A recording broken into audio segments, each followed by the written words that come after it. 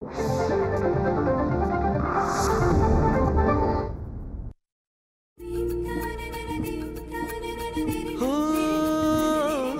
शब्द स्वरांचे बनती गाणे, साजनवानंद तराणे, रसिकांशी हे जुळते नाते घडते जेव्हा सुरेल गाणे.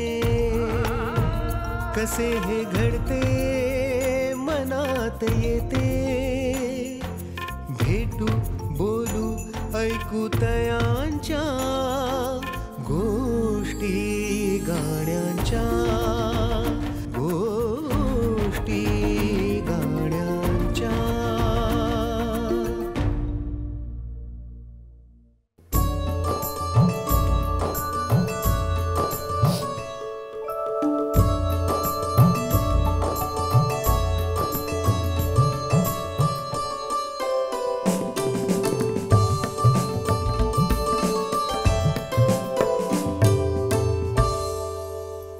नमस्कार. गोष्टी गाण्यांच्या कार्यक्रमात आपल्या सगळ्यांचं स्वागत आहे. कोणतंही संगीत जेव्हा आपण म्हणतो तेव्हा ते काळाप्रमाणे कसं बदलत जातं ह्याचा एक आढावा खरं तर गेल्या काही वर्षातल्या सांस्कृतिक विश्वाचा विचार केला तर आपल्यासमोर येतो.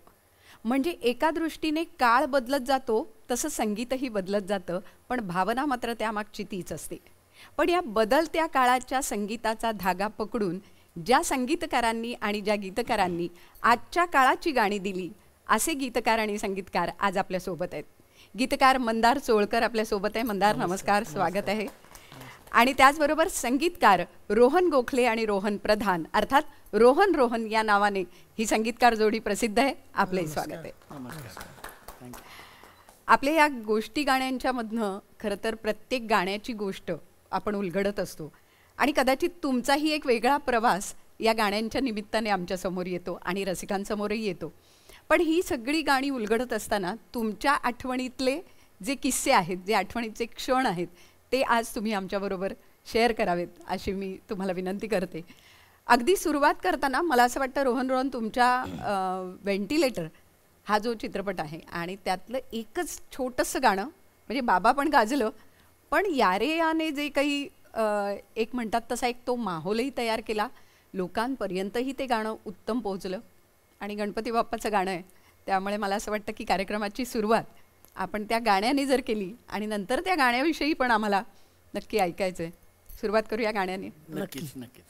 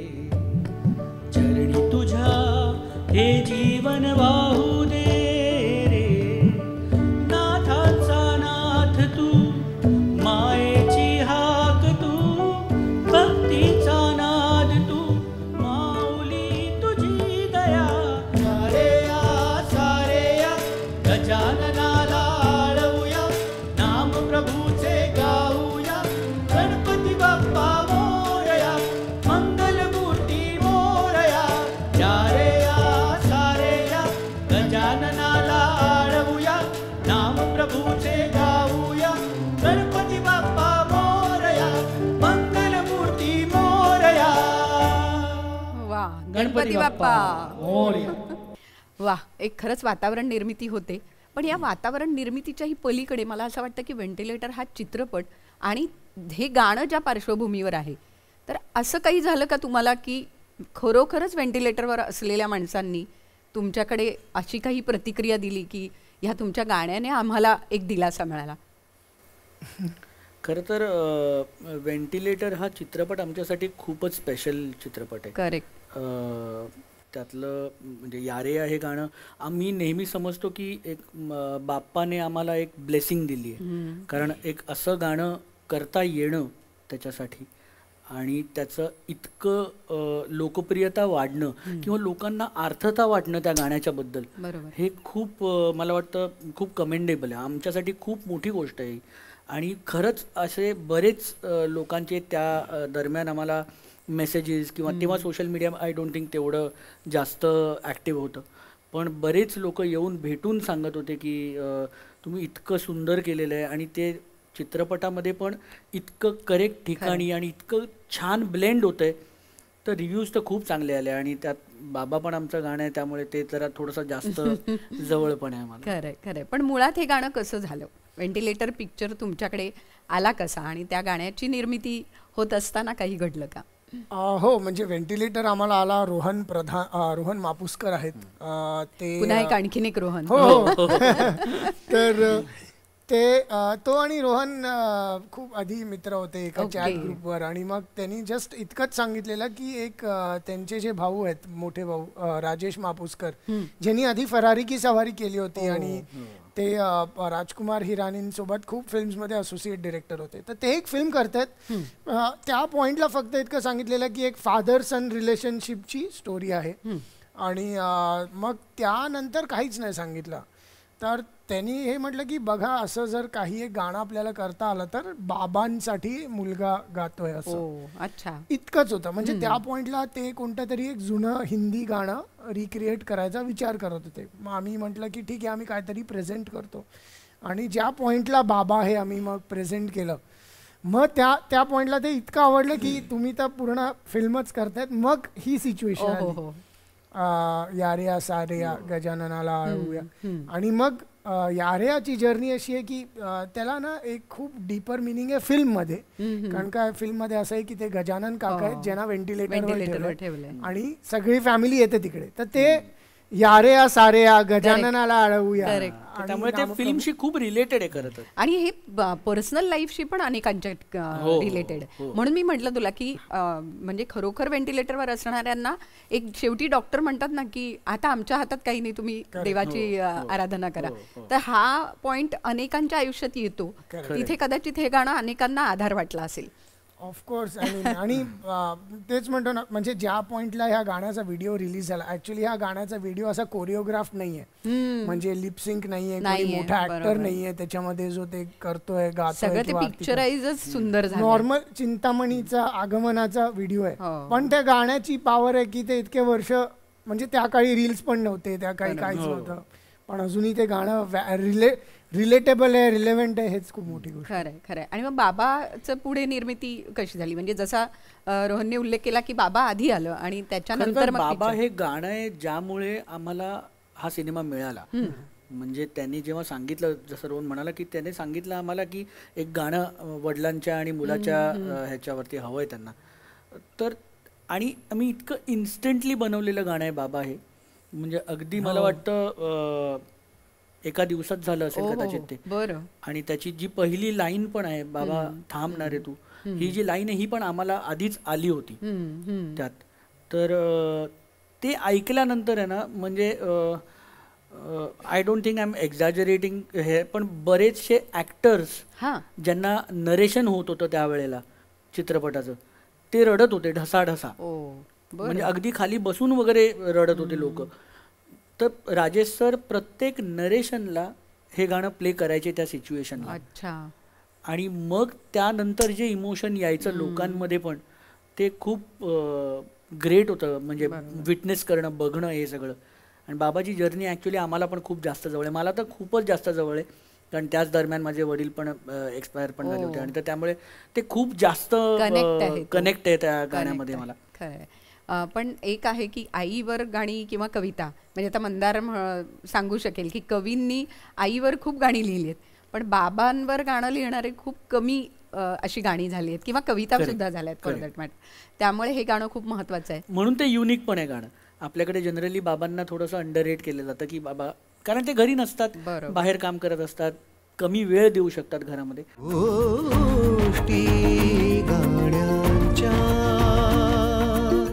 Probably equally important in their life है ना मुलांच्या. तर त्यामुळे मला वाटतं की परत त्या गाण्याचं गायन हा सुद्धा एक खूप महत्वाचा टप्पा आहे. ॲक्च्युली इनिशियली आम्ही खूप सिंगर्सचा विचार करत होतो गाण्याचं हे, पण मेलसाठी जो स्क्रॅच मी गायलो होतो, जो घरात गायलो होतो स्क्रॅच, तोच अप्रूव्ह झाला. त्यांना त्याच्या पुढे दुसरं काही आवडूच नाही, म्हणजे आवडतच नव्हतं. आम्ही खरं तर खूप मोठे मोठे चांगले सिंगर्स सजेस्ट पण करत होतो की ह्यांच्याबरोबर करूया, गाण्याला लेव्हरेज मिळेल अजून थोडं.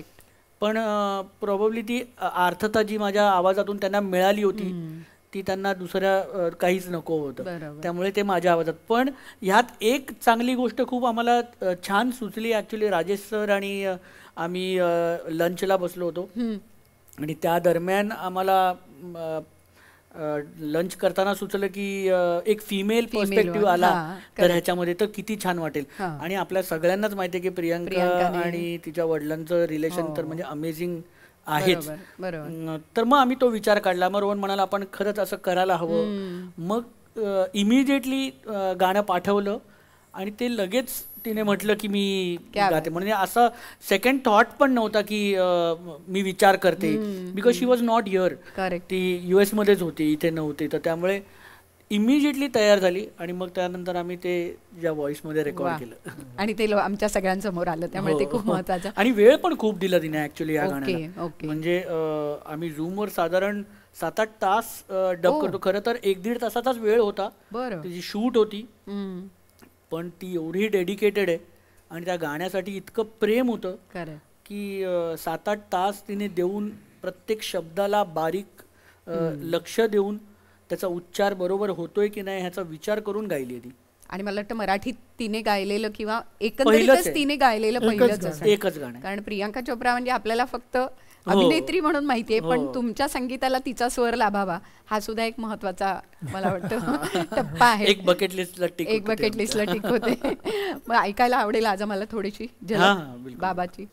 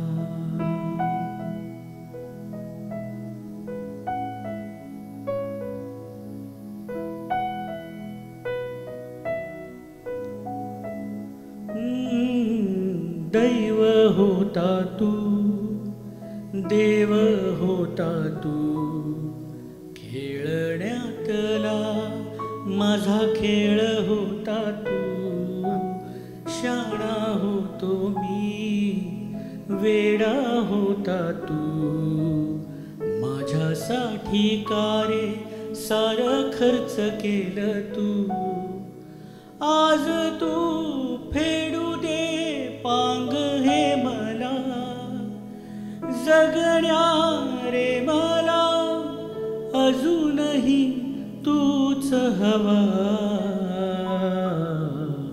बाबा थांबणारे तू, बाबा जाऊ नको दूर, बाबा थांबणारे तू, बाबा. वा वा. म्हणजे आत्ताही प्रेक्षक जे ऐकत असतील त्यांच्या डोळ्यातनं नक्की पाणी आलं असेल, कारण ती आर्तता तू म्हणालास तसं ती आहे आणि ती स्वरातनं जोपर्यंत पोहोचते तोपर्यंत ते रसिकांच्या मनापर्यंत पोहोचण्याचं काम जे आहे ते उत्तम होतं.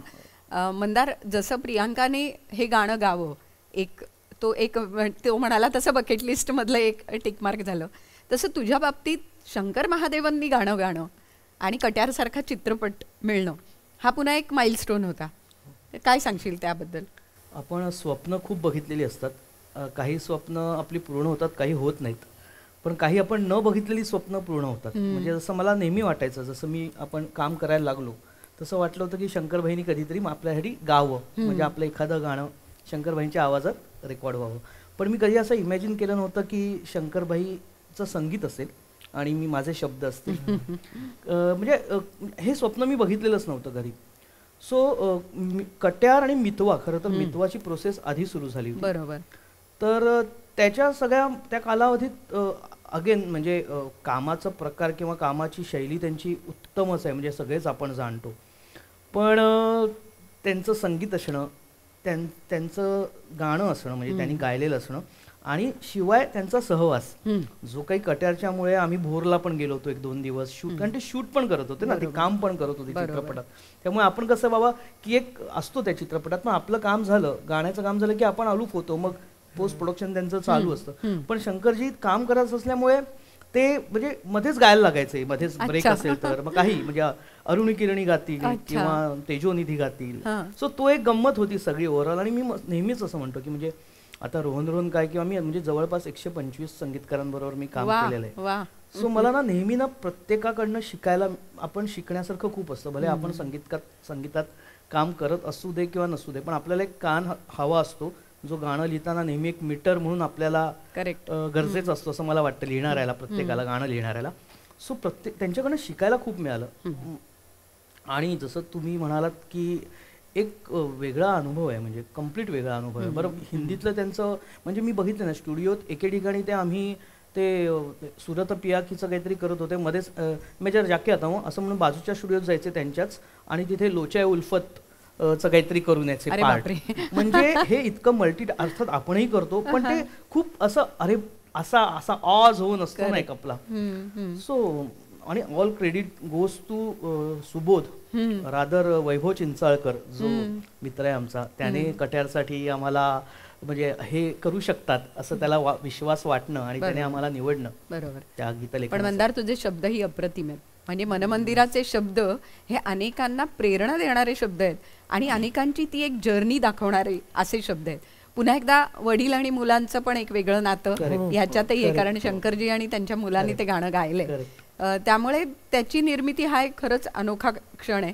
मला वाटतं आज आपण त्याचं काही शब्दांनी किंवा म्हणजे थोडंसं सुरांनी गुणगुणून, मी खरं तर सुरांनी गुणगुणार नाहीच म्हणजे, पण म्हणजे ऑफकोर्स प्रणव इथे आहे, सगळा बँड आहे, पण मला त्याची एक आठवण सांगायला निश्चित आवडेल की हे जेव्हा गाणं माझ्याकडे आलं ना, तेव्हा आपल्याला जनरली कसं, आता रोहन सोबत काम करतोय किंवा अनेक जणांबरोबर काम करतो, आपल्याला एक चाल मिळते, कधी कधी शब्दांवरही कंपोज केलं जातं.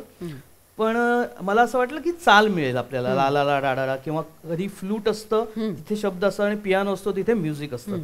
इथे मला ना एक रेडीमेड गाणं जे त्या सिच्युएशनशी करेक्ट कनेक्टेड आहे असे शब्दांसकट मिळालं. आणि मी म्हटलं, आणि उत्तम लिहिलं होतं, मराठीतच लिहिलं होतं. मी म्हटलं हे कोणी लिहिलंय? तर वैभव म्हणाला सुबोधने लिहिलंय. म्हटलं हे का बदलताय? बरं. आणि ते इतकं, मी त्याचे पण शब्द सांगतो तुम्हाला नंतर, ते इतकं उत्तम लिहिलं होतं की त्याच्यात एक जागा आहे की सप्तसुरांचा करून झुला मिठीत घे आभाळा, असं ते सुबोधने लिहिलंय. मी म्हटलं अरे, गुरु शिष्य परंपरेतला एक गुरु जेव्हा शिष्याला एक शिकवण देतोय किंवा एक काहीतरी त्याची काय म्हणतात त्याचा रियाज करून घेतोय, अशा वेळेला तो त्याला सांगतो की तू एक झुला बांध की जो सप्तसुरांचा असेल आणि त्याच्यावर तू विहार कर. याच्यासारखं आपण म्हणतो ना मेटाफॉर काय असू शकतं. म्हटलं का बदलताय? तर वैभव म्हणाला माहित नाही, तुला लिहायचंय की नाही? म्हटलं अरे ऑफकोर्स लिहायचंय. तर म्हणाला सुबोधला फोन कर, तो तुला सांगेल त्याला काहीतरी हवंय. तर मी सुबोधला फोन केला की बाबा का बदलतोयस तू, कारण त्याने इतके उत्तम शब्द लिहिले होते ना, खूप उत्तम. म्हणजे महेश काळे काही कार्यक्रमात तो दुसरा अंतरा म्हणून सुबोधचं ते गात होते आणि तेही लोक तितकंच त्याला अप्रिशिएट करतात. तर सुबोध मला असं म्हणाला की मंदार, मला माहिती आहे की हे गाणं छान आहे, या सिच्युएशनला जातंय, पण कसं आहे माहिती आहे ना, मला एक पाऊल पुढे जाणारे शब्द हवेत. आता हे म्हटल्यानंतर जनरली कसं असतं आपल्या इंडस्ट्रीत की मजा नाही आ रहा है असं लोक सांगतात, पण मजा म्हणजे नक्की काय हवंय तुला ते सांगत नाहीत. बरोबर. इथे सुबोधने सांगितलं की त्याने सांगता नाही आलं की त्याला काय हवंय, पण त्याला हे सांगता आलं की मला 2 पावलं पुढे जाणारं गाणं हवंय. इथे एक जबाबदारी पण वाढते. आणि त्यावेळेला मला हे पटलं की जर आपण म्हणतो ना टीमवर्क आहे, शेवटी इंडस्ट्री का मोठी होतीये किंवा व्हायला पाहिजे, तर सुबोध हा स्वतः दिग्दर्शक होता, तो सर्व होता, तो त्याचा हुकूम हा शेवटी सर्वोच्च वाक्य त्याचं होतं. त्याने जर ठरवलं असतं मी लिहिलेलं गाणं आहे, मी लिहिलेले शब्द आहेत, ते चाललं असतं. आज लोक एकेका छोट्या क्रेडिटसाठी म्हणजे मी पण लिहितो, मला पण त्याच्यात सामावून घ्यावं असं असतं ना. तिथे सुबोधने ते इतकं उत्तम लिहिलेलं जे नंतर लोकांनी त्यालाही पसंती दिली आहे, ते बाजूला ठेवून त्याने मला लिहायला दिलं. आणि खरंच मला त्यामुळे कदाचित असं वाटतं की सप्तसुरांचा करून झुला ही जी जागा आहे ना, म्हणजे सप्तसुरांचा करून झुला मिठीत घे आभाळा, इथे मला ते स्वयंप्रकाशी लिहिता आलं. स्वयंप्रकाशी आणि ज्याच्यामुळे इतकं प्रेम, इतकं कौतुक, म्हणजे स्वयंप्रकाशी या एका शब्दाला इतकं प्रेम मिळणं. कारण आपण किंवा तळहाताच्या रेषांनी सहज सुखा. अगदी म्हणजे खरं का सांगू का, म्हणजे काही गोष्टी ना घडतात आपल्या, म्हणजे कट्यार तर घडलंय. म्हणजे शंकरभाईंपासून सगळ्यांना असं वाटतं की ते घडलेलं आहे, ते करून घेतलं गेलेलं आहे. गोष्टी गाण्यांच्या. शिकण्यासारखी अजून एक गोष्ट म्हणजे सेम गाण्याचं लिहिलं होतं मी आधी पूर्ण गाणं, ते तेव्हा लिहिलं होतं हृदयातल्या तेजाने उजळून घेई साधका. आणि दॅट गाणं वॉज ओके फॉर ऑल, की ठीक आहे डन करूया. तर शंकरजी म्हणता मला असं पटकन म्हणाले की अरे मंदार जी इसका नाम क्या होगा, या गाण्याचं नाव काय असेल. मी म्हटलं नाव काय असेल म्हणजे हां म्हणजे हे गाणं ओळखलं गेलं पाहिजे ना. तेव्हा मला असं स्ट्राईक झालं की खरं म्हणजे देवा तुझ्या गाभाऱ्याला उंबराचं नाही, हे पूर्ण लाईन आहे ती कोणी म्हणत नाही. आपण देवा तुझ्या गाभाऱ्याला असं अर्ध त्याला नाव देतो आणि ते गाणं घेतो. त्यावेळेला त्या गाण्याला स्वतःला एक म्हणजे एक नाव जर असतं, एक बाळ असतं, तर समजा मंदार नाव आहे, तर मंदा असं म्हटलं तर त्याला कसं वाटेल, ते पूर्ण घेतलं पाहिजे किंवा मग नाही घेतलं पाहिजे. तर ती जी गंमत आहे ना, ती पण मला शिकायला मिळाली की अरे हो रे, प्रत्येक गाण्याचं एक नाव असतं. आज बाबा म्हटल्यानंतर बाबा किंवा बाबा तुला मला कळलेच नाही असं आपण नाही ठेवू शकत. ते गाणं पण बाबा नाव आहे ना. तो ती पण एक शिकण्यासारखी गोष्ट आहे की मग मी तिथे मग काय लिहिता येईल आता, तर एक शब्द पाहिजे म्हणाले जो 5 अक्षरी असेल. मग तिथे असंच सुचलं, म्हणजे तेव्हा दुसरं समीरचं गाणं चालू होतं काम त्याच्यावर. तर मी एका सोफ्यावर बसलो होतो आपला गुपचूप, आणि काय करता येईल काय, बाकी सगळं गाणं पास आहे आणि आता सगळी एकत्रच रेकॉर्ड करायची कारण.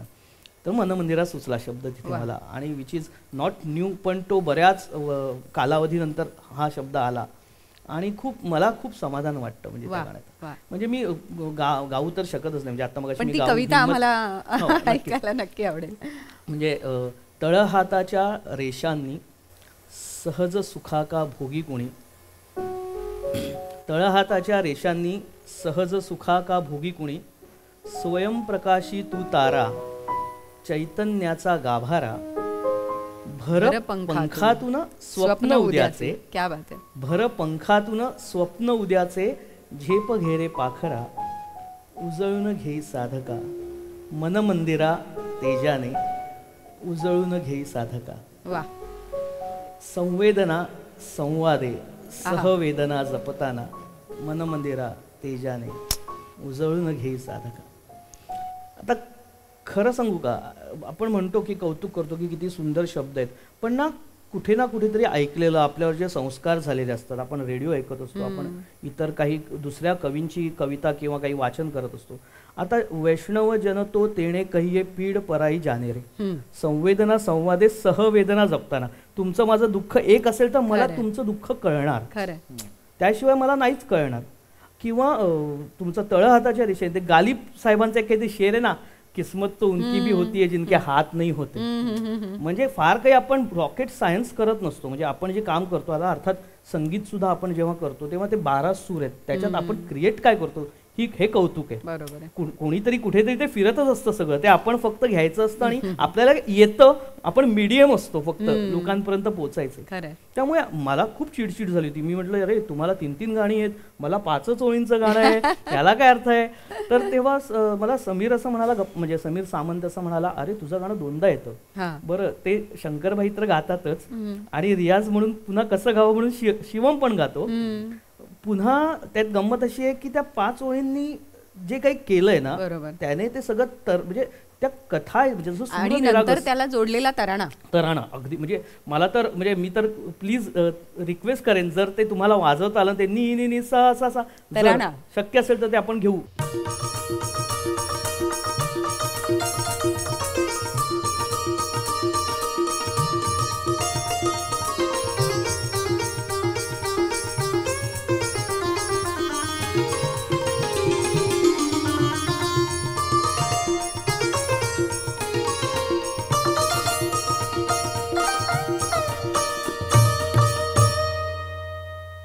वा. आणि ताई तुम्ही म्हणालात तसं ना सूर निरागस हो ही लाईन सुद्धा जी एक लाईन आहे तरी पूर्ण चित्रपट आहे तो. बरोबर. त्यामुळे तो चित्रपट ना आम्ही जगलोय सगळेच जगलोय म्हणजे सगळेच डिपार्टमेंट जगलंय तो चित्रपट. आणि हे जगणंच महत्त्वाचं असतं कारण आपल्या कलेबरोबर आपण जगत असतो आणि म्हणून कुठेतरी पुढे जाणं समृद्ध होणं सगळ्यांनी एकत्र येऊन पुढे जाणं हा एक वेगळा प्रवास असतो आणि तो मला वाटतं तुम्ही तिघांनी सुद्धा एकत्र बऱ्याच वेळा केलाय. पण मग तुमची तिघांची एकत्र सुरुवात ही कधी झाली म्हणजे रोहन संगीतकार म्हणून आणि गीतकार म्हणून मंदार चोळकर हे एकत्र कधी आले? मी सांगतो एक छोटा किस्सा. मला रोहन गोखले माहित नव्हता. बरं. हां मला रोहन प्रधान माहित होता. आम्ही काम करायच्या खूप 4-5 वर्ष आधी तेव्हा आम्ही एक काम करणार होतो कुठल्या तरी वाहिनीचं काहीतरी गाणं करायचं होतं पण आणि आम्ही केलं पण म्हणजे मीटिंग केली काहीतरी बसवलं पण केलं पण ते समोर काम झालं नाही. म्हणजे माहित नाही की ते काम झालंच नाही किंवा माझ्याकडनं झालं नाही वॉटेवर झालंच नाही. त्याच्यानंतर अचानक रोहन जोडी आली. अरे रोहन असं काय आणि जनरली आपल्याकडे पेपरात छापताना ना इतक्या टायपिंगच्या चुका करतात तेव्हा मला वाटलं रोहन दोनदा का छापले म्हटलं त्याला फोन केला म्हटलं मजा अरे दोनदा नाव आलं तुला. अरे नाही रोहन गोखले माझा पार्टनर. म्हटलं अच्छा तो म्हणाला हो आता आम्ही दोघं मिळून करतो. सो त्याच्यानंतर मग अर्थात व्हेंटिलेटर काय किंवा या सगळ्या गोष्टी सायमल्टेनियसली कामं एकत्र चालू होती म्हणजे यांची कामं चालू होती माझी वेगळी कामं चालू होती आणि एक असतं ना आपलं की फोन करून अरे यार दे ना काम दे ना हे. आणि रोहनचं आहे मी एक ऑब्झर्व केलंय की त्याला जेव्हा कळतं ना की नाही हे याच्यासाठीचं काम आहे तेव्हा तो तुम्हाला डोळे झाक करून म्हणजे फोन करतो तो असा विचार नाही करत की अरे ठीक आहे ना आपण. पण अर्थात ते त्याचा स्वभाव तो जास्त सांगेल की कारण त्याने मित्र खूप गोळा केलेत म्हणजे खरंच इंडस्ट्रीजना रोहन आमचं वाद्यवृंद असेल म्हणा किंवा सिंगर्स असतील किंवा इतर कुणीही म्हणजे आता रोहन मापूसकर का होईना ठीक आहे प्रोफेशनली आपण वेगळे असतो पण मित्र म्हणून रोहनने ना ती सगळी भट्टी जमवून ठेवली आहे सगळी टीम चांगली जमा झाली. काय सांगशील रोहन?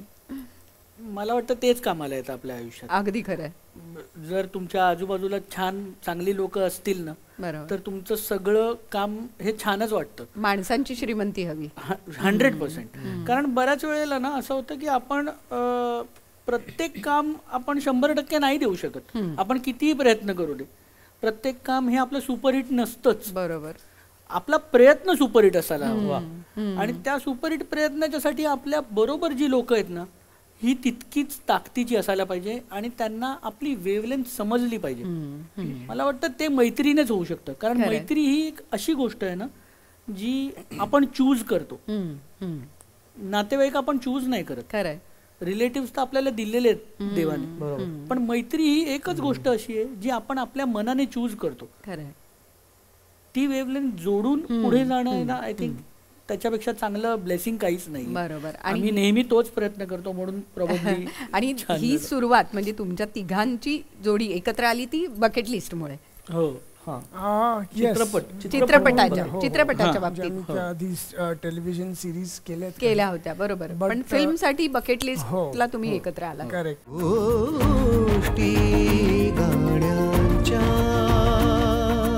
ते पण अशी स्टोरी होती की आम्हाला जेव्हा तेजस देवस्कर डिरेक्टर होते त्यांनी स्वतःहूनच बोलून घेतलं होतं तेव्हा सांगितलं नव्हतं की फिल्म कोणाची आहे फक्त म्हटलं होतं की एक फिल्म करतोय मी. स्टोरी खूप फिमेल सेंट्रिक आहे एका बाईच्या पर्स्पेक्टिव्हनी आहे जी एक सेंट्रल कॅरेक्टर आहे आणि त्याचे आपण पहिले गाणी क्रॅक करू.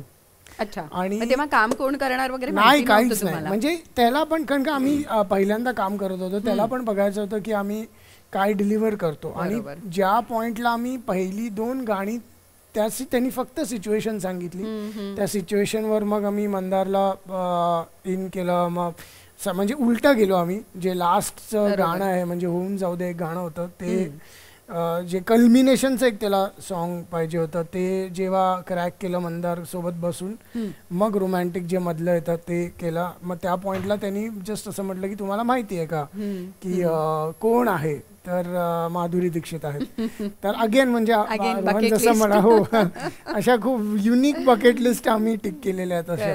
कारण का माधुरी दीक्षित पहिली मराठी फिल्म कधी करणार हे तर सगळ्यांचाच त्यावर डोळा होता की कधी होईल ते, आणि त्याचा पार्ट बनणं आणि मग त्यानंतर त्यांच्यासोबत पण एक खूप छान रिलेशन डेव्हलप झालं. तर तेव्हा आम्ही फर्स्ट टाइम एकत्र काम केलं. पण त्यातलं गाणं एखादं हो, अरे कोणतं ऐकवणार तू परी?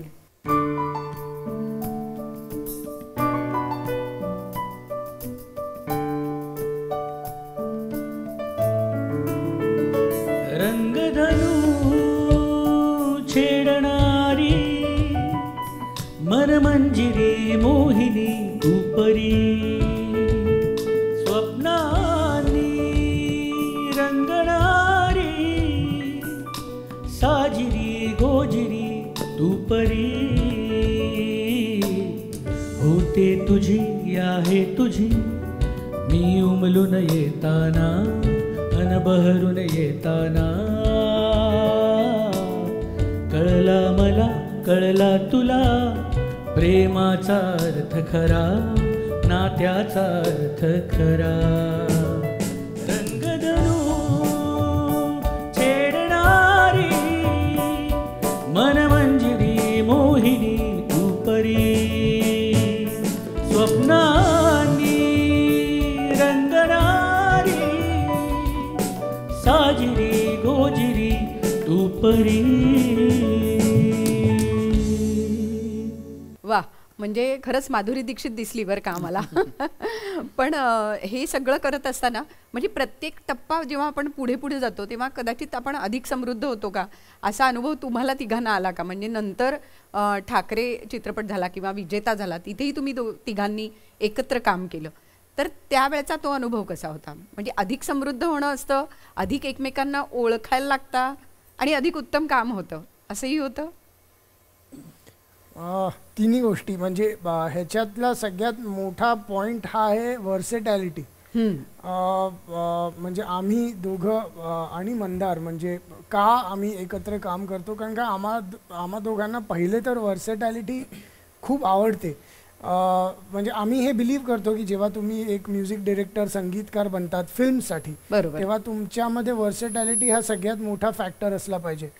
म्हणजे आता बाहेरच्या देशांमध्ये बँड्स आहेत जे आता एक मेटल बँड आहे तो त्यांचं पूर्ण करिअरभर फक्त मेटल म्युझिक वाजवतात किंवा जे शास्त्रीय संगीतात आहेत ते एका जॉनरमध्ये. बट आमच्यासाठी ते खूप इम्पॉर्टंट आहे की आम्ही जर यार्या बनवतोय तर मग आम्ही विजेता पण एक वेगळं गाणं, ते बकेट लिस्ट, ते मुसाफिरा, म्हणजे वेगळे जॉनर्स ट्राय करूया ज्यांनी आपल्याला काय काय नवीन सुचतंय, काय नवीन म्युझिकला एक्सप्लोअर करता येते. आणि त्या जर्नीमध्ये मंदारच्या व्हर्सेटॅलिटीचा खूप आम्हाला फायदा होतो. जर त्यांनी तेच म्हटलं ना की तो कट्यार पण लिहितो, मग तो मुसाफिरा पण लिहितो, मग तो विजेता पण लिहू शकतो, तू परी जसं खूप कंटेम्पररी आहे. तर आय गेस त्या एका क्वालिटीमुळे आम्ही सतत खूप वेगळे प्रोजेक्ट्स करू शकतो. बरोबर. पण विजेताचं गाणं कसं झालं, कोण सांगेल? विजेताचं खरं सांग म्हणजे आता रोहनला मी थोडंसं त्याला तो जो म्हणाला आहे त्याला मी पुढे नेईन की आता हे दोघं जण संगीतकार आहेत ना, तर माझं कसं होतं की आपल्याला ना एकाकडनं ओके असतं, हा चांगलं लिहिलेत, म्हणजे हा थोडा फाटा आहे पण महत्वाचा आहे, कारण हे पण इथं ह्यातही शिकायला मिळतं सगळ्यांना. तर रोहन प्रधानचं एक मत असतं काहीतरी आणि रोहन गोखलेचं एक मत असतं. बरं, माझं जे मत असतं त्याच्याशी जर प्रधान सहमत असेल तर मग मी आणि प्रधान मिळून गोखलेला कसं आम्ही करेक्ट आहोत कन्व्हिन्स कर. आणि कसं आहे शेवटी मला असं वाटतं की हे आपल्यात आता गंमत आहे, पण जो आपला मेकर आहे ज्याच्यासाठी आपण गाणं तयार करतोय, रादर गाणं हे मेकरसाठी आपण तयार करतो पण मेकर प्रेक्षकांसाठी तयार करतो, त्यामुळे आपण गाणं प्रेक्षकांसाठी तयार करतो. त्यामुळे जर ते गाणं प्रेक्षकांना नाही आवडलं तर आपण केलेल्या मेहनतीला काही अर्थ नाही. त्यामुळे अनेक वेळा असंही होतं की की आधी मुळात ती कलाकृती आपल्याला आवडावी लागते. खरं. म्हणजे आता जर समजा रोहनने चाल पाठवली आहे, समजा विजेताचा फॉर एक्झाम्पल आता विषय आपला निघाला होता, आणि मी काहीतरी लिहिलं त्याच्यावर, जिंकायचा असा शब्द लिहिता लिहिता फ्लोमध्ये, आणि ते पॉज केलं, मग पुन्हा ते प्ले केलं, पुढे काहीतरी आलं, मग मी परत मला वाटलं अरे नाही थांब, मी परत मागे गेलो आणि झुंजायचं लिहिलं फॉर एक्झाम्पल. कारण कुठला शब्द तिथे हवा आहे हे त्याला सेंड करायच्या आधी रोहनला मी जर एकदा सेंड केलं आणि त्याला ते आवडलं, तर मला त्याच्यापेक्षा जर काही वेगळं आवडलंय तर ते त्याला पुन्हा कन्व्हिन्स करत बसा की अरे नाही हे जास्त चांगलं आहे, किंवा त्याला म्हणण्यापेक्षा कुणालाही समोरच्याला. कारण मला जोपर्यंत आवडत नाही तोपर्यंत मी एंटर करत नाही, किंवा मी आपण म्हणजे आता हल्ली हाताने लिहिणं फार कमी होतं, पण अदरवाईज एंटर सेंड मेसेज ते करत नाही मी. कारण काय अनेकदा काय असतं की गायक काचेच्या मागे गात असतो आणि एखादा शब्द काहीतरी वेगळा हवा असतो किंवा काहीतरी असतं त्याच्यात, मग अशा वेळेला फार विचारपूर्वक त्या गोष्टी कराव्या लागतात. कारण ते एकदा झालं, एकदा छापलं की छापलं. बरोबर. त्यामुळे विजेत्याच्या बाबतीत मला नाही वाटत की काही त्रास, म्हणजे त्रास आम्हाला प्रत्येक गाण्याच्या बाबतीत होतोही आणि नाहीही होत, कारण ते शेवटी क्रिएटिव्ह फायटिंग आहे. खरं. पण मोस्टली रोहनची मी म्हटलं तसं आमची काम करायची पद्धत अशी आहे, जो मला माझ्या कलेने घेणार आहे मी त्याच्याशी त्या कामापुरता मी त्याचा असतो, आणि मग जो नाही आवडत की ज्याला नाही आवडलंय मग त्याच्या विरुद्ध दोघं एक होऊन मग त्याला शेवटी गाणं उत्तम हा व्हावं. त्याच्या मागचा खरं तर थॉट आहे, त्यामुळे ते बरोबर आहे. मला या निमित्ताने विजेताच्या निमित्ताने एक गोष्ट सांगायची हा. आहे की जसं मग अशी आपण तू परी पण ऐकलं, त्याच्यात आपण मनमंजिरी मोहिनी हा उल्लेख तुम्ही ऐकला असेल, तर आता माधुरीची एक ओळख जी मोहिनी म्हणून जी आहे ना, मोहिनी, तर आणि इव्हन विजेतामध्ये सुभाष घईंची फिल्म असल्यामुळे त्यांनी एक विधाता नावाचा त्यांचा चित्रपट होता, त्यामुळे हुकमध्ये ना तुझा तूच हो रे विधाता नवा जन्म घेई विजेता, विजेता विधाता हे जर त्यांना ऐकू आलं एकदा, त्यामुळे ते त्यांच्या नॉस्टॅल्जियात जर गेले तर ते नापास व्हायचं, म्हणजे ते लिखाण नापास व्हायचे चान्सेस शून्य होतात. जसं माधुरीने ते मोहिनी ऐकल्यानंतर तिला पण एक आवडली तेजाबमध्ये, ऑफकोर्स म्हणजे आपलं अदरवाईज गाणं उत्तमच होतं, पण एक असतं ना प्लस अजून काय छान वाटेल ऐकणाऱ्याला, किंवा माझा जर कोणी कुठे जर कार्यक्रमाला बोलवलं आणि जर तिथे मी एंट्री करताना जर जसं मनमंदिराचं जर काही बॅकग्राऊंड वाचतंय तर मला एक वाटतं ना रे वा छान. करेक्ट. बाकी इंटरव्ह्यू किंवा बाकी तो समारंभ आहेच, शेवटी मर्म जाणणं महत्वाचं असतं आणि त्याच्यावर बोट ठेवता आलं चांगल्या अर्थाने. अगदी खरं आहे. त्यामुळे तसं ते तू ठेवलेलं आहेस विजेताच्या बाबतीत. मला वाटतं ऐकूया.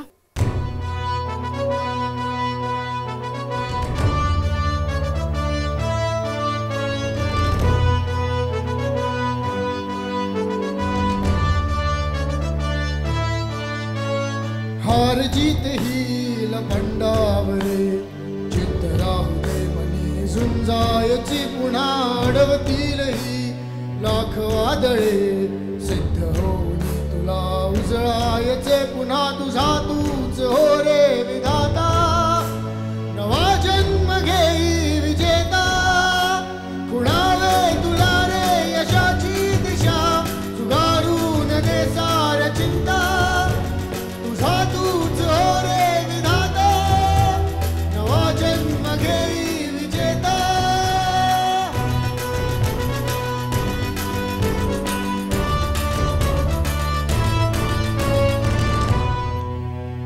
वा, म्हणजे विजेता म्हटल्यानंतर म्हणजे चित्रपटासाठी जो काही आशय आहे तो सगळा या गाण्यातनं खरं तर उतरलाय आणि ते डोळ्यासमोर उभं राहतं. रोहन, खरं तर बायोपिक करणं आणि बायोपिकच्या माध्यमातनं ती व्यक्ती मांडणं हे चित्रपटासाठी खूप मोठी एक आव्हानाची गोष्ट असते.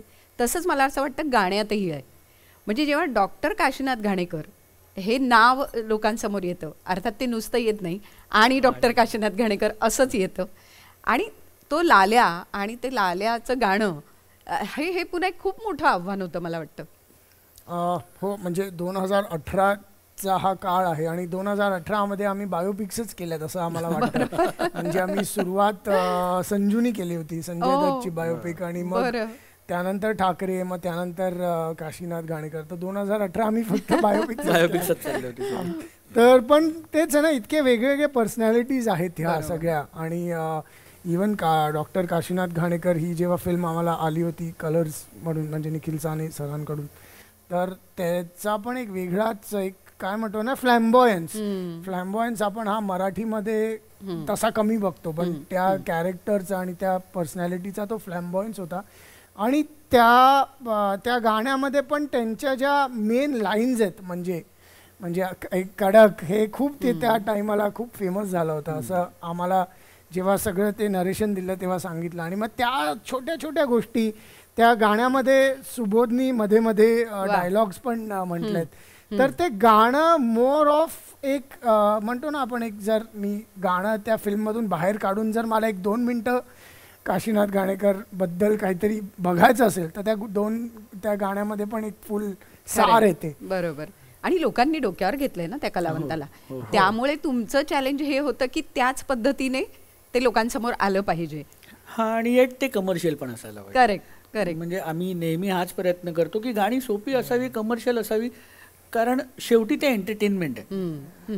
लोकांना एक नॉर्मल व्यक्तीला कुठेही गुणगुणता आलं पाहिजे असं गाणं झालं पाहिजे. आणि काशीनाथ घाणेकर तशीच एक एवढी मोठी व्यक्ती आहे आणि नाटकांमध्ये तर त्यांनी गाजवलेलं आहे अख्खा काळ. बरोबर. आणि त्यांच्यावर करता येणं म्हणजे मजा. आणि तुम्ही केलेला लाल्या म्हणजे गाण्यातला सुबोधला आवडला की नाही आवडला? हो, ऍक्च्युली इमिडिएटली आवडला होता. आम्ही जसं केलं आणि तो थॉट जसा शेअर केला की असं करायला हवं आणि ह्या प्रकारचं गाणं करायला पाहिजे फिल्ममध्ये,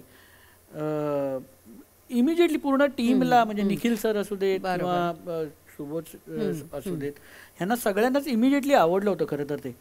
मग थोडं रायटिंगवर आम्ही लोकांनी थोडासा जास्त वेळ घेतला, त्याच्यात लिहिताना थोडंसं त्याला जास्त वेळ गेला, कारण ते एक्झॅक्टली सार जसं ती स्क्रिप्ट पुढे जात होती, स्क्रीन प्ले जात होता तसं मर्ज करायचं होतं. त्यामुळे थोडासा वेळ त्याला गेला, पण फायनली करताना खूप मजा आली आम्हाला. ते आजही ऐकायला आवडेल आम्हाला. लाल्या आमच्या डोळ्यासमोर आहेच. पुन्हा एकदा या गाण्यातनं उभा राहू दे.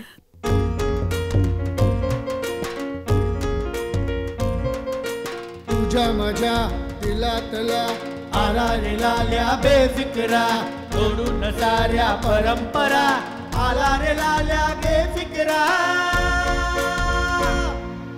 लाल्याचं कसं जगणं कडा जगण्याकडे बघणं, कडा लाल्याचं भिडणं जगाला नडणं, लाल्याचं कसं जगणं, कडा लाल्याचं कसं जगणं, कडा जगण्याकडे बघणं, कडा लाल्याचं भिडणं जगाला नडणं, लाल्याचं कसं जगणं, कडा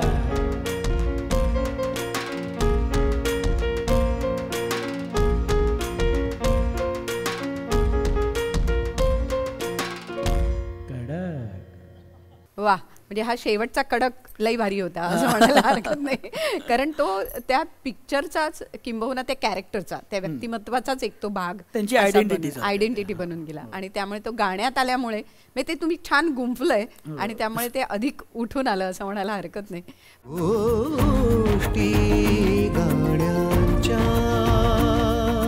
प्रत्येक गाण्यात असं एक काहीतरी सिग्नेचर म्हणतो तसं असतं ते. हा, प्रयत्न आम्ही नक्कीच करतो की प्रत्येक गाण्यामध्ये एक आपली आयडेंटिटी असायला पाहिजे की जेव्हा लोक ऐकतील त्याला परत आज नाही 5 वर्षांनी 10 वर्षांनी 15 वर्षांनी त्यावेळेला त्यांना एक त्याच्यामध्ये एक हुक मिळाली पाहिजे, काहीतरी एक रिकॉल मिळाला पाहिजे गाण्याला. खरं. मंदार, तुझ्या बाबतीत देवा तुझ्या गाभाऱ्याला या गाण्याला पुन्हा ती एक सिग्नेचर तुझी आहे. म्हणजे जसं आपण मनमंदिरा आणि त्या सगळ्या गाण्यांचं बघितलं तर मुळात देवा तुझ्या गाभाऱ्याला इतकं सुंदर गाणं झालंय, अप्रतिम झालंय, पुन्हा ते सगळं या गाण्यांप्रमाणेच ते खूप गाजलंय.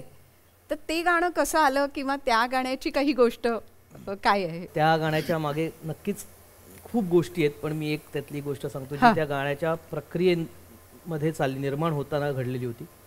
आधी तर म्हणजे हे गाणं ह्या चित्रपटात घ्यायचं की नाही इथपासून चर्चा चालल्या होत्या. अच्छा. कारण म्हणजे आपण जर गाणं नीट बघितलं तर संजय दादाने म्हणजे संजय जाधवने ते वेगवेगळ्या मोंटॅजेसवर ऑलरेडी शूट केलेलं आहे. म्हणजे इथे सई सॅड असेल का, मग तिथे ती असं असेल, मग तिथे स्वप्नील असं असेल, अंकुश, हे सगळं त्यांचे भावविश्व त्यांनी ऑलरेडी घेतलं टिपून आणि मग आणलं.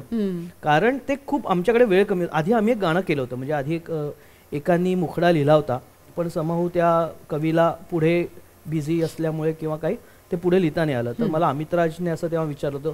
मला असं वाटतं की दुनियादारी माझा 5वा किंवा 6वा चित्रपट असेल. बरं. म्हणजे मी 2011ला इंडस्ट्रीत ऑफिशियली आलो आणि 13ला दुनियादारीचं काम आमचं होतं, 6वा चित्रपट. तर अमितने मला असं विचारलं होतं की असं असं आहे सगळं तामझाम, दादाची फिल्म आहे आणि मल्टीस्टारर आहे आणि कादंबरी मुळात गाजलेली आहे, त्यामुळे लोकांना एक काहीतरी हवंच होतं की जे ब्रेक करेल, एक औदासिन्य, जे मराठी आपण म्हणू ना दुनियातलीला कदाचित आपण पहिली सुपरहिट फिल्म म्हणू शकतो की जिने ओपन केलं पुन्हा मराठी. तर तुला मुखडा आहे लिहिलेला सॅड सॉंगचा, तुला अंतरा लिहायला चालेल का, आवडेल का, म्हणजे पेमेंट वगैरे मिळेल. म्हटलं अरे पेमेंटचा प्रश्न आहे पण तसा नाहीये, मला का नाही आवडणार शेअर करायला. म्हटलं कारण एवढ्या मोठ्या बॅनरला माझं नाव लागतं. जसं आपण म्हटलं की काही कलाकृतींशी आपण जोडलं जाणं हीच खूप आपल्यासाठी एक मिळकत असते. तर मी म्हटलं करू, नक्कीच करू. आणि मग ते गाणं मुखडा लिहिला, मी एक अंतरा लिहिला, वेगळा अंतरा लिहिला जो हा गाण्याचा नाहीये, आणि तो पाठवला आम्ही तिकडे. तर ते झालं, ते सगळं झाल्यानंतर ते शूटवरनं परत आले. बरं तरी ते शूट करताना तरी भलतंच कुठलं तरी गाणं लावलं होतं, हे लावलंच नाही, इतकं त्यांना ते आवडलंच नाही आमचं काम, सगळंच ओव्हरऑल काम नाही आवडलं. ते म्हणाले नाही नाही ये गाणं रखते नाही, ते टिपिकल असं हिंदीत बोलतात ना संजय यादव, ये बाबू ये गाणं अच्छा नाही आहे, नाही रखते है. अच्छा. हा, तर आम्ही म्हणजे अरे हेच गाणं होतं देवा तुझ्या गावावर, नाही गाणं दुसरं, चाल हीच होती. ओके. पण आधीचे शब्द मुखड्याचे वेगळे होते, जे दुसऱ्या कवीने लिहिलेले. माझा अंतरा होता ते पण शब्द वेगळे होते, ते पण त्यांना आवडले नाहीत. चाल पण ते म्हणाले नाही ट्यून अच्छा आहे लेकिन कुछ मजा नाही आ रहा, अगेन मजा नाही आ रहा, मजा नाही आ रहा. तर मग ते आले आणि मजा कसा आणायचा हा खूप मोठा प्रश्न नाही, पण तो त्यांनी तो तुम्ही आता पुढे सांगेन त्यांनी तो कसा आणला नंतर. अच्छा. तर त्यानंतर असं झालं की नाही करते हे, नको करूया आपण गाणं, जाऊ दे चाललंय ते सगळं व्यवस्थित आहे, आपण तिथे एक बॅकग्राऊंडला पॅच टाकू आणि ते पटकन उडवून टाकू त्यांचं सगळं विरह. मी सेड ओके, आता काय बोलणार ना. मग त्यांना असं वाटलं की नाही रे करायला पाहिजे. मग माहीत नाही, माझ्या आदर्शने जवळपास हे गाण्याच्या वेगवेगळ्या व्हर्जन 6 ते 7 वेळा गायलेत. म्हणजे तो सांगेल जेव्हा आदर्श कधी गप्पा मारेल तुमच्याशी, त्यात वेगवेगळे शब्द गायलेत त्यांनी, वेगवेगळ्या लोकांचे वेगवेगळे शब्द गायलेत. त्यात माझं नशीब असं की मी शेवटचा होतो की ज्याला शेवटची पायरी म्हणतात देवळाकडे जायची. पण नक्कीच ज्या दिवशी अमितचं आणि माझं असं बोलणं झालं की एक काम करूया का, एकदा दादांना फोन करूया आणि सांगूया की एक ट्राय तो लेते करून बघूया, नाही आवडलं तर आपण पुन्हा विषय बंद करूया, कारण तुम्हाला चाल आवडली आहे आणि ती खरंच चाल उत्तम आहे, आता आपण सिद्ध झालंय म्हणजे सगळ्यांना.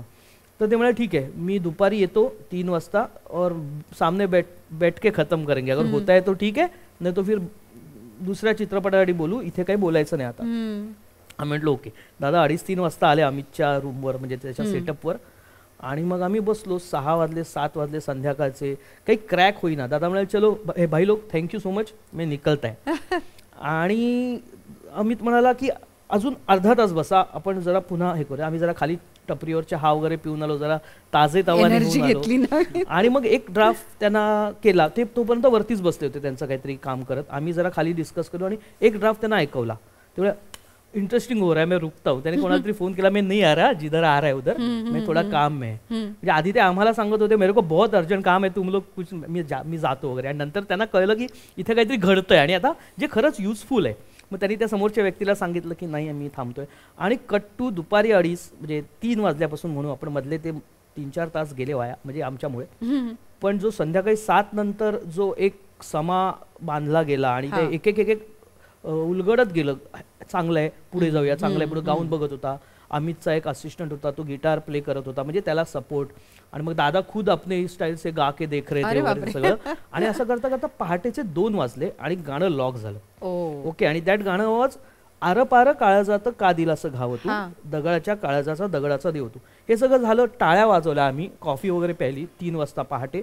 आणि ना मी असा जरा अपसेट होतो. तर मला संजय दादा म्हणाला क्यों बाबू तेरे को खुश नहीं है क्या, मजा नहीं आहे की तेरे को इतना अच्छा गाना अच्छे आदमी के लिए लिख के वगैरे, त्यांचं ते टिपिकल असं. म्हटलं नाही नाही याच्यात ना काहीतरी कमी आहे. तर अमित मला म्हणाला अंधार आपण 12 तास घालवले आणि ह्यानी ओके केले, आता तू काही काढू नको, आता नको काढूस, कारण हे 12 तास आणि याच्या मागचे अनेक महिने हे गाणं होत नाहीये. बरोबर. तर ते म्हणाले नाही नाही रुक, मैं रुकने के लिए तयार आहे, तेरे को काय काय कमी आहे. म्हटलं नाही दादा आता ओपनिंग गाणंच तसं आहे की आर पार काळ जात का दिलास घाव तू, दगडाच्या काळजाचा दगडाचा देव तू. हे छान आहे म्हटलं, पण हे असंच ओपन होताना मला मजा येत नाही, याला काहीतरी पाहिजे. म्हटलं काहीतरी म्हणजे ॲडलिप. तर अमित म्हणाला आता मी कंपोज काही करणार. म्हटलं नको ॲडलिप करूया. मला ठीक आहे. तो बसला जाऊन शांत. मी म्हटलं काय, तर मी म्हटलं देवा तुझ्या गाभाऱ्याला उंबराचं नाही, सांग कुठं ठेवू माथा कळनाचं काही, वा. देवा कुठं शोधू तुला, कुठं कुठं हात जोडू, मला सांगा ना प्रेम केलं एवढाचं माझा रे गुन्हा. आता त्या मीटरमध्ये बसताना ना ते कुठं कुठं हात जोडू आम्हाला काढावं लागलं, पण ते ठीक आहे, म्हणजे दॅट इज ओके, त्याने काही फरक नाही पडला. पण दादा मला म्हणाले की हे ठीक आहे, मला आवडलंय, ओपनिंग म्हणून आवडलंय. मग अमितने लगेच तिथल्या तिथे बसून जरा एकदा काहीतरी आलं की आपण पण हे होतं ना चार्ज. तर ते म्हणाले पण ह्याचा मागे तुला थॉट काय सांगायचा आहे. आणि तेव्हाच त्यांचं काहीतरी चाललं होतं की अरे वो कल वो मेरा गाडी किसीने उठा लिया जोगेश्वरी से वगैरे असं काहीतरी. म्हटलं दादा जोगेश्वरीमध्ये तुमची गाडी पार्क केली आहे आणि जर ती तिकडनं उचलली किंवा हरवली तर तुम्ही जोगेश्वरी पोलीस स्टेशनला जाऊन कंप्लेंट करणार ना, कारण तुम्हाला माहिती आहे कुठे जाऊन कंप्लेंट करायची. आपला जो प्रियकर आहे त्याला माहितीच नाही की त्याच्याबरोबर हे घडल्यानंतर कुठे जाऊन रडायचंय. तुझ्या गाभाऱ्याला उंबराच नाहीये, तुझा गाभारा सुरू कुठून होतो हेच मला माहित नाही, तर मी त्या देवळात कसा जाऊ. म्हणजे तू सगळीकडे असतोस वगैरे सगळं मान्य आहे, पण अगेन कुठेतरी आपण एक आयडॉल म्हणून जातो ना, ही मूर्ती म्हणून हात जोडायला. ते म्हणाले हा इसमे मजा आहे. म्हटलं थँक्यू. आणि मग अंतरा तर ते झालाच होता, ते झालेलंच होतं. पण ऑल दिस अबाउट अप्रतिम. म्हणजे आता हे गाणं उलगडून सांगितल्यानंतर पुन्हा एकदा ते ऐकताना आणखीन सुंदर वाटणार आहे. त्यामुळे मला असं वाटतं की आज आपण ते गाणं प्रणवकडनं ऐकूया. नक्कीच. प्रणव छान गाणं, म्हणजे आत्तापर्यंत त्याने संगीत संयोजन केलेलं आहे, पण आज आपण त्याच्याकडनं हा मुखडा थोडासा ऐकून घेऊया. मी काही गायक नाही आहे, पण मंदारदादा आज आलाय आणि हे आमचं सगळ्यांचं आवडतं गाणं आहे, सो आम्ही त्याच्यासाठी गुणगुणतो. तू पण आमच्याबरोबर म्हण.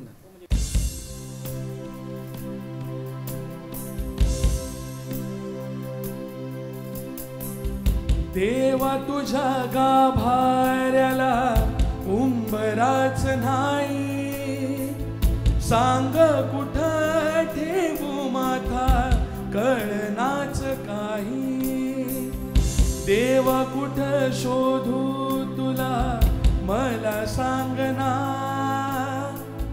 प्रेम केलं एवढाच माझा रे गुन्हा, देवा काळजाची हाक ऐक एकदा तरी, माझ्या या जीवाची आग लागू दे तुझ्यावरी, आर पार काळजात का दिलास घाव तू, दगडाच्या काळजाचा दगडाचा देव तू. वा. मला वाटतं प्रत्येक गाण्याची एक वेगळी गोष्ट बनत असते आणि तीच गोष्ट आज एका वेगळ्या स्वरूपातून एका साखळीतनं खरं तर उलगडता येते, ह्याचा आम्हाला खूप आनंद वाटतोय. मला वाटतं तुम्हालाही मजा येत असेल आणि त्या सगळ्या आठवणी पुन्हा एकदा जाग्या झाल्या असतील.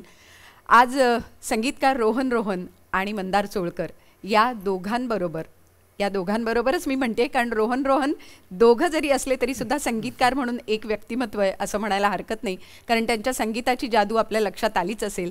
मगाशी मी म्हटलं त्याप्रमाणे काळाच्या बरोबर पुढे जाऊन ही गाणी तयार होत आहेत आणि हीच गाणी आणखीन आपल्याला काळाच्या पुढेही नेत आहेत. त्यामुळे तुमच्या तिघांशी पुन्हा एकदा आपल्याला गप्पा मारायच्या आहेत. आजच्या पुरतं आपण इथेच थांबूया आणि पुन्हा भेटूया पुढच्या भागात. नमस्कार.